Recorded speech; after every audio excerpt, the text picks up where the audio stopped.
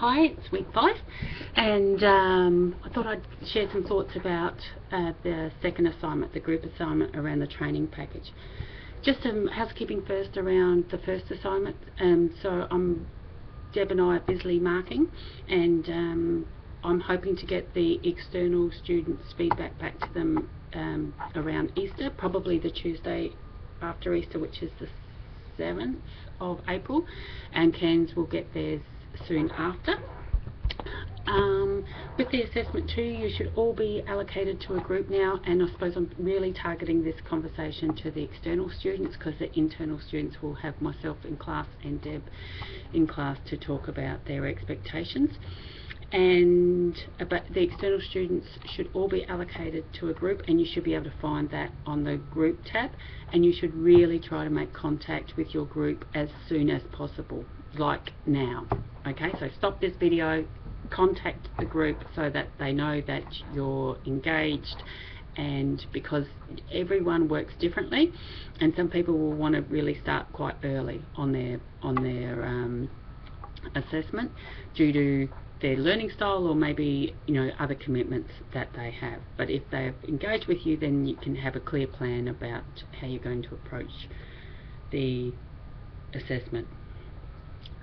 So the other thing I should just also reiterate, that the external groups that are in week 5 actually have an extension until week 6, so you're not due until next Friday. So if you have started working on it already, and then by watching this video you go, oh, we haven't done that, you still have enough time to make some changes if you need to. But my thoughts around this assessment, and from my experience from 2 years ago, is that the number one thing is to remember that it's a 1-hour training package, and that should encompass all the different elements of the assessment. So the training package should include the framework, should address the framework of analysis. It should be inclusive of the training activity. It should be inclusive of the case note, and of course the handout should be relevant for the training. So it's really one training package, however you decide to deliver that, but it should have all those elements within it. The format of the training package can be as diverse as you can think of, and I'm really reticent to offer suggestions, but I know when you're sitting outside a campus, it can feel very daunting to think about other ways. So the obvious way that majority of students go is around creating a PowerPoint that leads the training for that hour. So there may be slides that have information on them, they may have slides that guide activities, or are inclusive of other media, like a relevant film clip.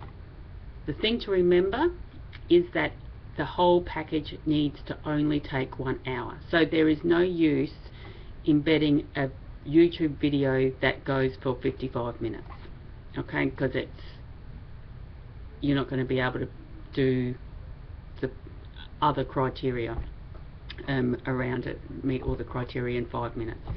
So yes, you can use media, but it needs to be relevant, and it needs to value add, and it needs to work within the time frame. So the other thing I would suggest is not have 100 PowerPoint slides, because you cannot get through 100 PowerPoint slides in an hour, especially if you're including an activity. So that's the next thing, is that the activity has to be doable within the time frame of the hour and everything else that's going on. Other student groups have done videos as their training package, and even though I haven't seen it, you could do, as a suggestion, like a webinar around a training package. But really, The format is up to your group and to pull on your strengths, and also to pull on the ideas that your theory topic gives you as well. So make sure it fits with that.